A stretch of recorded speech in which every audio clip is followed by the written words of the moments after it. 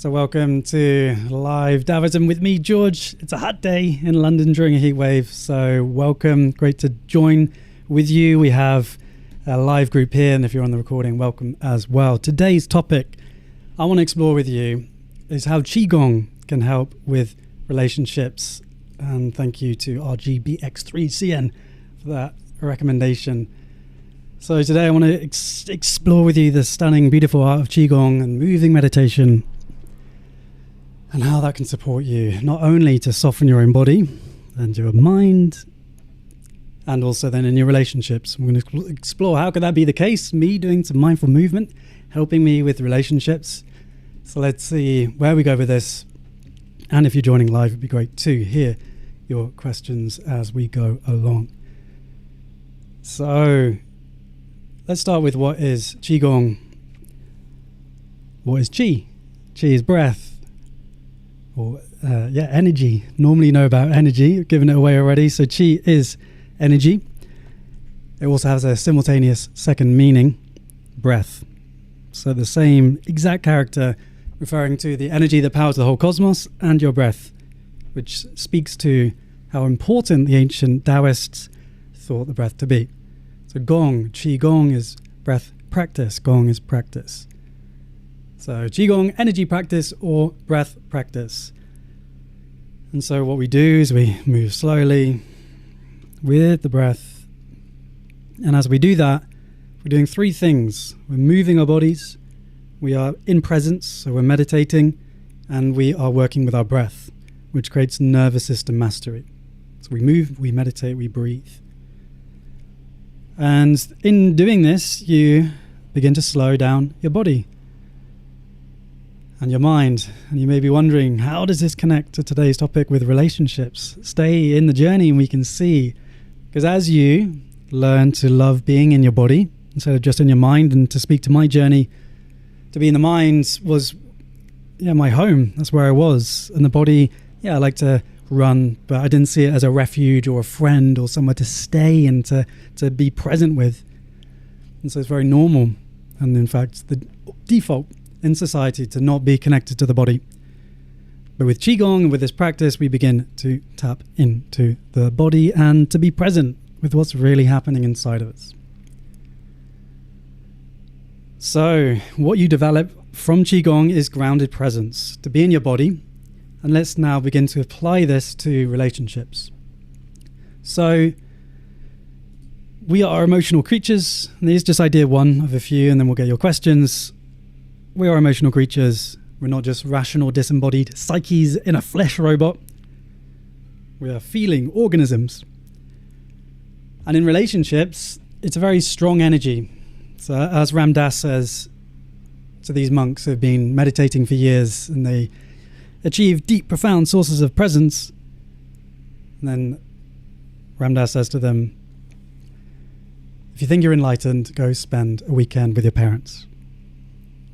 All right. So it is all good to be out in nature or at retreat and feel deep levels of presence, but then bringing it into relationships, that's when it's really challenging. So I started this adventure saying what Qigong is: moving the body, where you move, you meditate, and you breathe, creating nervous system mastery and embodied presence. And then as you step into the world of relationships, which trigger more energy inside of us, if you're enlightened, if you think you're enlightened, go spend a weekend with the parents. We then become more skillful at navigating the energy that comes up for us in relationship. And so it's about being with what's here, what thoughts are here, what feelings are here, what sensations are here. That's what wise self-leadership is, that internal spaciousness to navigate the challenges of the present moment. And so relationships being a beautiful avenue to have the grounded sensitivity to be able to, in relationship, if you're with a partner, to discuss, okay, I'm feeling sad, I'm feeling hurt, I'm feeling excited, love, eros. You can begin to describe what's happening inside of you with more skill. That's one idea of how Qigong can help you with relationships. The other thing, let's go to idea two, and then I'll come to your chat. Idea two, of how this practice that you're exploring, you're diving into the beautiful world of Qi Gong and Tai Chi and meditation and breathwork and Taoism.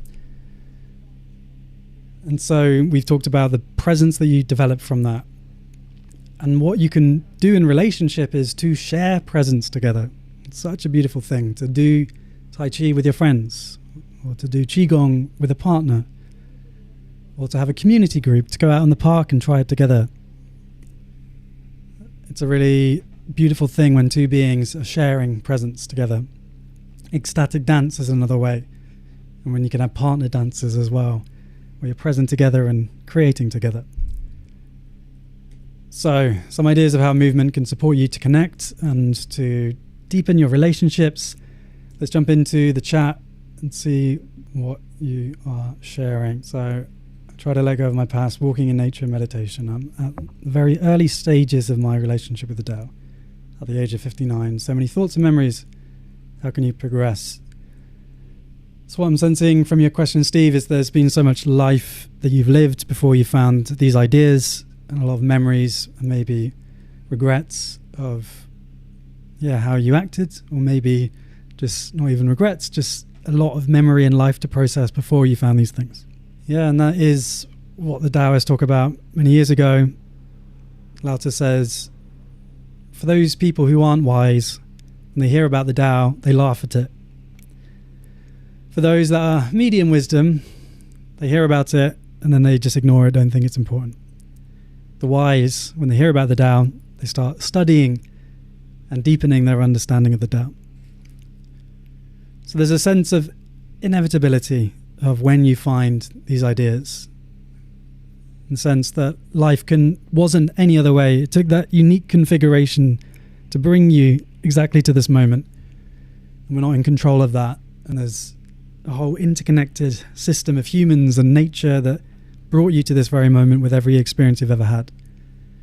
And it brought you to Taoism at the age of 59. And so to come into acceptance of that, okay, I can choose, but now I've heard it, I study diligently, studying diligently. And so, honoring those thoughts of like, am I behind? Like, why haven't I got it yet, etc. And it's okay to feel that way. Okay, Dan asking, how often do you find 5 element theory helps explain things in your life? Yeah, so the 5 elements in the Chinese model, we have fire, we have water, we have wood, we have metal, we have earth. And there's a beautiful Tai Chi form. If you come to any of my retreats or my teaching live, we do the 5 moving forces, which is a Tai Chi form from Zhongliang, Ao Huang, where we embody the forces of nature.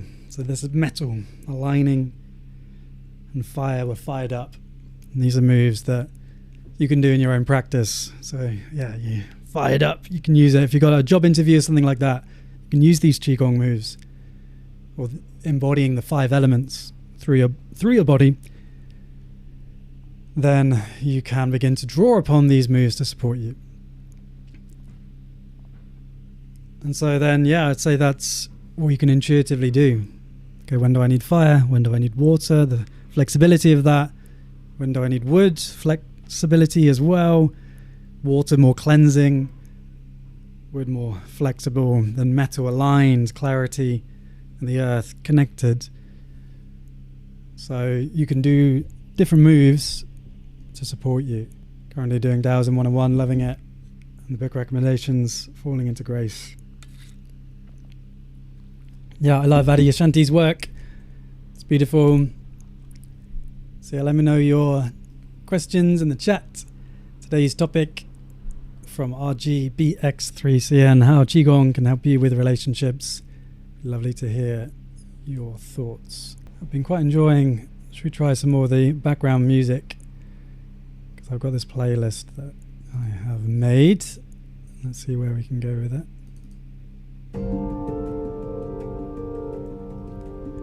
Yeah, because we could freestyle something. Let's try it. Let's try it. The Tao of relationships.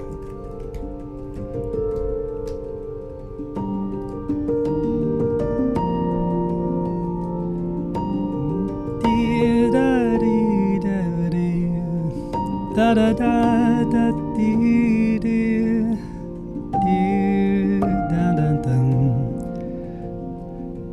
Yes, so the Tao of relationships. We want love, we want connection. These are core human needs. And yet we are in the most connected time, digitally, and then yet physically and emotionally we can feel alone. It's been a journey for me to reconnect and find a place to call home. And some ideas that have helped me is to realize that not every seeds work in every soil. If I grow a mango tree in the UK or Scotland in the winter, it's going to struggle, but a pine will thrive. Not every seed needs to flourish in every soil. And so when I didn't resonate with people and felt alone, I felt like there was something wrong with me. But instead there just wasn't resonance, and so it wasn't the match to be. And so I've learned to trust myself more. Not every seed flourishes in every soil. And so for me to explore and find my tribe, to find people that resonate with me, and to try to be social and get outside. And for me, what landed was dance. Not needing alcohol to get out of my mind, but to come into my body with others that are on the same journey of free expression. All of us in our sovereignty and uniqueness. And that possibility that we have to truly own who we are. Because we can only ever be who we are in this moment, and we could go through that whole journey of life judging what's here. Or we can say, hey, despite it all, just here is just okay. And so we can learn to love ourselves. We can learn to like ourselves. And that is the foundation of the Tao of relationships. The first relationship being ourselves. And then from that place of knowing, then to go out into the world with more trust and confidence. It's about match and resonance instead of being better or worse. So I hope these words support this discourse. Thank you for holding space as I did a little freestyle. Thank you. Appreciate you. Oh, music too loud. Okay, sorry, next time. Damn. I turned it up earlier and forgot to turn it down. Next time. Okay. Thank you so much for holding space. Let's get to your questions. Great to see them in the chat. So, Anito sharing the word Kung in Chinese also means work. So Qi Gong or Qi Gong means breath work, working with the breath. Okay, this is a beautiful question. I appreciate your vulnerability with that question, because I'm sure there's lots in the group that can resonate with that. So Kumo asking, can Qigong support me when I feel a deep sadness because I have romantic feelings for someone who doesn't seem to feel the same way in return? Yeah, so thank you for sharing that. In that tender place of when we have opened our hearts to someone, but there's an imbalance of them not wanting us as much as we want them, us feeling like there's a match and a resonance, but them not feeling the same way. And so there can be a pain for us in that. The tension between where two beings are. It can be a dance that can be crunchy and painful. And so just to normalize that, just to say, hey, yeah, this is being human. You have a heart that loves, a heart that cares, and so a heart that hurts. You know, it comes with it. With our capacity to love comes a capacity to hurt. And so not to turn away from love just for that reason. Like, can we have that spaciousness that we develop to be with the grief and the sadness? And for that not to be a problem. It doesn't say anything fundamental about us and how we're worthy or unworthy. Okay, sadness is here. There's a longing here for this connection with this other person who doesn't want it. And for you to tend to yourself like a loving parent, just holding that sadness. And so how can Qigong support you to reach that place is that embodied presence with the breath moving the body, coming into what's here. So that sadness that can be here, and also the spaciousness that you experience around that sadness. Maybe you don't need to move at all. It's just a hand on the heart, hand on the belly, and you just be with it. And use your intuition to see if you can form a new relationship, one of wise self-leadership, with the sadness that you're holding. Thank you so much. Beautiful question. So Mariah, do you find that self-compassion is present in your Qi practice? How can it help in relationships? So how do you develop that compassion when you're doing your Qigong practice? And really, for me, the whole goal of Qigong is to move with compassion and acceptance. For me, the whole core of Qigong is to move with compassion and acceptance. It doesn't really matter to me what your body looks like, how you're moving it, how old you are, how many injuries you have, if you're seated, if you're lying on the ground, if you're standing. If you are with your movement just as it is, and you're present, you're just accepting it. Okay, here I am. No matter my injuries, no matter my age, no matter my energy, then that's when you flow. You don't resist what's here. And so absolutely, that self-compassion is something that we consciously practice in our Qigong, and then it feeds into life. And I say on my journey that I still have a mind that can be active, and sometimes I judge that. But more and more there is this spacious, loving presence, like I'm okay just as I am, like I don't need to keep improving or changing. Yeah, there's bits of me that I'd like to keep growing in, but that doesn't take away from my fundamental value and my fundamental permission to like myself as I am, and the permission for you to like yourself just as you are, because we can only ever be who we are right now. And so can we choose, thought by thought, moment by moment, to love ourselves? So we develop that ability in Qigong, and then that feeds into the personality and the way that we show up in life. Nice. Red Thunderbird 8117. How does Thunderbird go again? Thunderbirds. I've forgotten the theme tune. Beingness is a challenge to define, but moving with Qi points to being, the state of being. What about practicing being the beingness of another? I like that. What about practicing being the beingness of another? So yeah, presence, beingness, it's not something we do, it's something that we rest into, relax into. It's already here. Presence and consciousness is already here. And so in our Qigong practice, we're just returning, coming back. So do we go more into Qigong on your new course? Yeah, so hopefully you have seen by now, we've got our new course with Master Gu. It's out. If you go to this link, you'll be able to see it.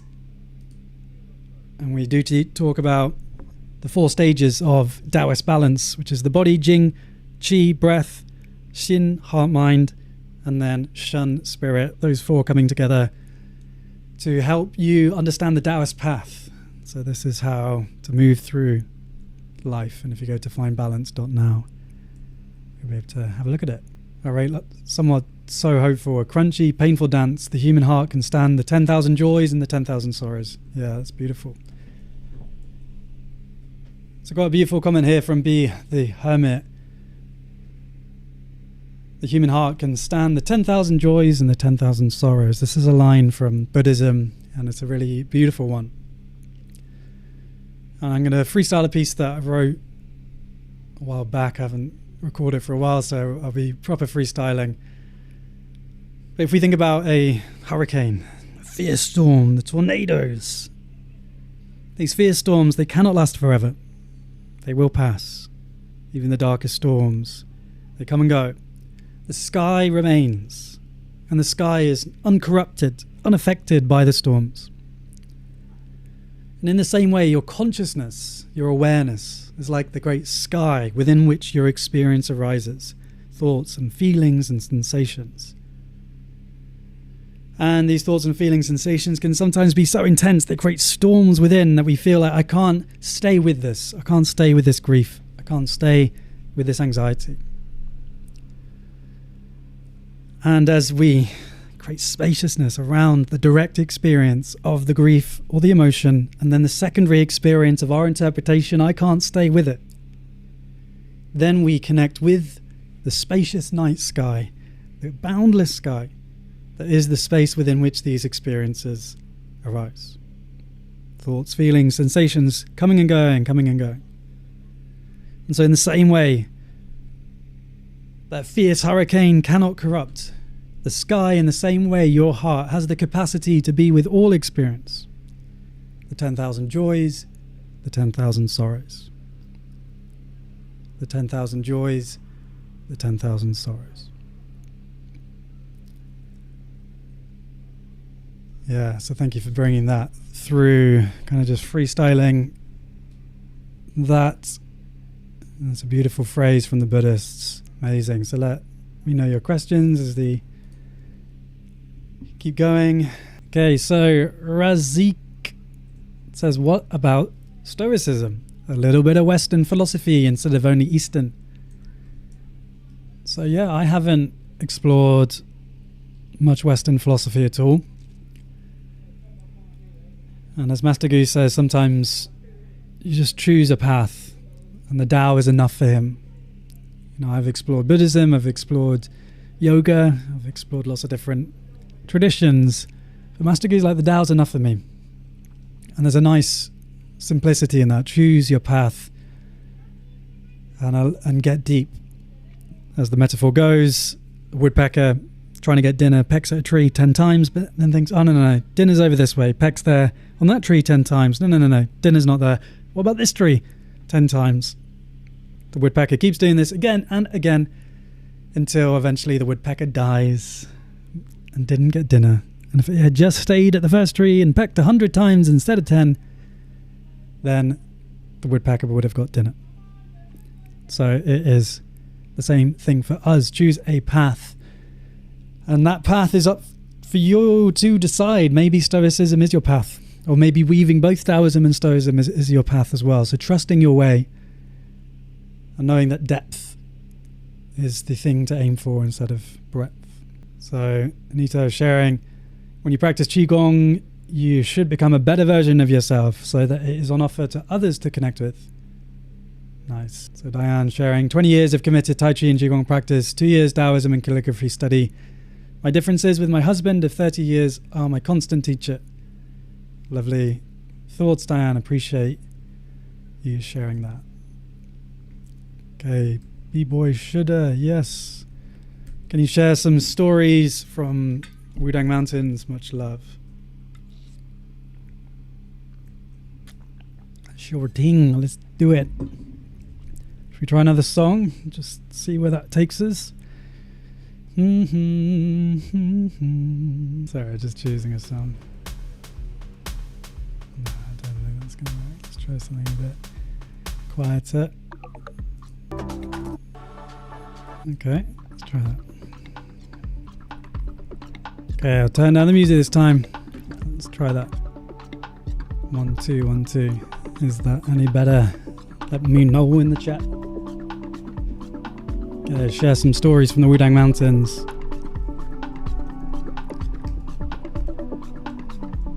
Yeah. Hey. Yeah. Oh. We're on this journey of life. And I get a little bit shy starting off. Let's see. Hey. Yes. You see, there are many ways to be. Over history, there have been many cultures creating ways to find clarity about how this world works. And one of the crucial insights for them all is meditation, contemplation, to choose silence and emptiness. Silence and emptiness.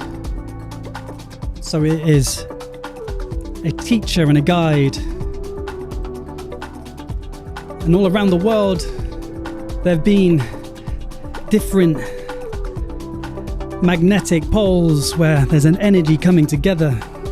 Yoga over the mountains in India, Tai Chi and Qi Gong in China, moving with presence, strengthening the body. And one mountain in Hubei province began to strengthen. The monks living in the monasteries at the time began to develop a new way. Martial arts, self-defense, moving slowly with the breath with no pretense. And these arts, Tai Chi and Qi Gong, they began to get developed. And practitioners over generations followed the way, passing the teachings, lineage holder after lineage holder, sharing, hey, this is the moves and the breaths and the ideas with which we play. And we live in a beautiful and yet challenging time where today we can access humanity's collective wisdom, choosing our paths, diving deep. No longer this wisdom does keep just for a elite small few. Instead, it's me and you. It's me and you. It's me and you practicing every day, trusting ourselves, allowing ourselves to play, moving with the breath, practicing how to be free, to get out of the mind and get into the body. Slow breathing, moving, tuning in and growing, knowing that I don't have to start anywhere. I can just be day one and still allow and celebrate this practice for what it is, to come back into relationship with who we are in this moment. Can we own it? And can we soften? And so we can get access to these skills. And so it doesn't need to be an uphill struggle. We can do it together in community. That's how we can continue. Practice is the path. Practice is the path. All right, beautiful. Thank you for holding space. A freestyle. Thank you. And let me know your questions. I'm still a little bit shy afterwards each time, first time doing things like this. So thank you for holding space. When I've focused just as we did that, you're going to come back. The camera blaring me out for me.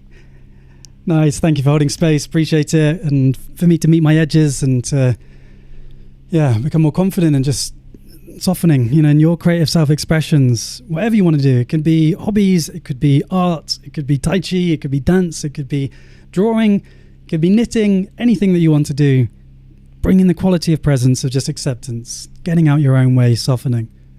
And I hope what I shared there with you can be just an example of what is possible for you through softening, the permission. So egotism is the root of all of humanity's problems. This egotism did not exist in the times of the Buddha. So we could say that the ego is the source of all challenge. Let's just start there. I remember a comment on the channel where it's like, George, you know what your problem is? Your ego. And I was like, yeah, that's true. But that's true of every single human being. The storyteller, the story that we tell about ourselves and the constructs that we create. This is who I am. This is what I accept. This is what I do not accept. When we create that structure of the ego, it creates challenge because it's rigid and life is flowy. And yet we need it. We do need a story. We do need a persona. We are persons, a persona. And really the journey is about the internal leadership so that we choose our story. We say, no, I'm choosing to be George. I'm choosing to be you. And I'm choosing to be in this job that I don't like because I want to look after my family. And maybe I will change jobs. But to own that kind of, okay, this is where I'm at right now. And I am doing this because I love my family. And so for you to take some of your power back. And so when you choose your own story, it's still the ego. There's still a structure created by thought and memory. But you're choosing more and more of that and accepting the other bits that you can't choose. And so I'd say all of those problems existed in the times of the Buddha, but also they have been made more challenging now as well because of social media, because of everything that you know about AI, etc. You must once again grow up and work for the whole instead of only for the self. Yeah, it's beautiful. It's quality, not quantity. Quality in Qi Gong leads to quality in yourself, which leads to quality in your relationships with others. Yeah, beautiful. How does the Tao suggest you prepare for relationship? I've dealt with an extended period of solitude and wonder how I might best prepare myself for a life of service to others. So, a beautiful question from Be the Hermit. And I guess from your name, the hermiting is something you enjoy, and hermiting is something I enjoy as well. And I would live by myself in cabins in Scotland and then cry to the universe, why am I still single? But I would not be seeing anyone for weeks on end and hoping the postie is a woman with which I have a resonance, and it was just an old Scottish man. So I know the feeling of enjoying being a hermit and trying to enter back into the world. And yeah, that need for connection is important. I'd love for all of us to have that need met in a way that feels good for us. And so, you've asked in that question, how can I be ready for a relationship? And I'd say you are. Yeah, just to let go of the belief that I need to do anything else in order to connect. This idea of if people resonate with you, there'll be a match. And there's only ever a match of the two people exactly as they are. So you're ready to meet those people who can meet you there. And also something that helps with your connection is just vulnerability. Just okay, cool.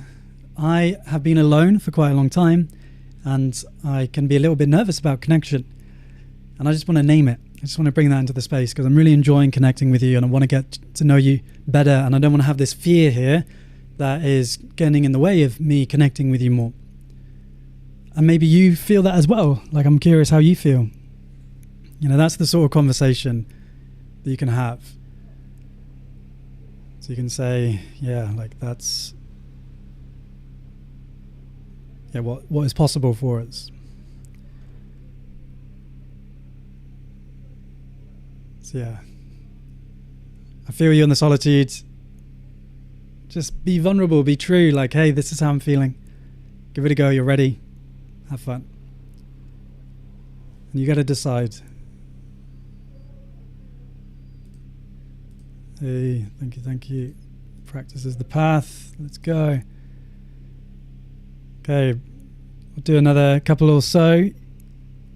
The ego is a gift and a curse, but it must be understood. It brings greed, but freedom. It also lets two independent forces come together and create love, which is all humans can create new. Yeah, reminds me of the story of the wolves. The grandfather says to his son one day, there are two wolves inside of me, warring and battling. The young boy said, what are these wolves, grandfather? What are these wolves? The grandfather said, one of the wolves is generous and kind, benevolent, patient, wise, considerate, caring. The other wolf is short-sighted, greedy, self-centered, egotistical, arrogant. And these two wolves battle within me. The young boy asked the grandfather, well, what wolf is going to win? And the grandfather says, the wolf that wins is the wolf you feed. So that is a beautiful story. The wolf that wins is the wolf you feed. We have the capacity both for darkness and for light, for violence or cooperation and flourishing. Both of these human beings can do. Our choice then becomes if we choose to cooperate together and to share this planet well, or to descend into violence and fragmentation. It's about the education that we have about who we truly are and how we truly work and what our true potential is. There are two wolves inside of me, one that is generous and kind-hearted and patient, the other that is egotistical, self-centered and arrogant. Which one's going to win? The one that you feed. And so we need that belief in ourselves and our collective capacity. Balance is possible. It's not balance is probable. I'm not saying any of this is likely, but balance is possible. And if more of us can hold on to that potential, then just maybe, despite all of the odds, we can transform this world into a beautiful planet of balance. Love is the reason for this epoch, coming from the age of wisdom prior, and love is the future of nature. Lovely. Well, thank you so much. Appreciate your presence as always. It's a deep privilege, to be in space with you, and for you to, be with me in this space as I share from the heart. It touches me, so thank you. And I'm going to be at Medicine Festival this year, tomorrow, doing Sunday morning ecstatic Tai Chi. And if you want to come one day to one of my retreats, I think you would really love it if you're still here and enjoy what I share. In the retreat, we really embody these ideas. It's a really beautiful adventure where we all come together and the journey's totally co-created, feeling into what the transformation is needed. And it's a place where you can get clarity as your next steps. What do you want to build? So if you go to changeyourstory.now, you can learn more about it and register your interest. There's a waiting list that we just opened for Master Gu in September next year, and for myself in June. If you're interested, do sign up on the waiting list. It would be amazing to know if you're interested. All right, so much love. Thank you. I will see you soon, next week. Hey.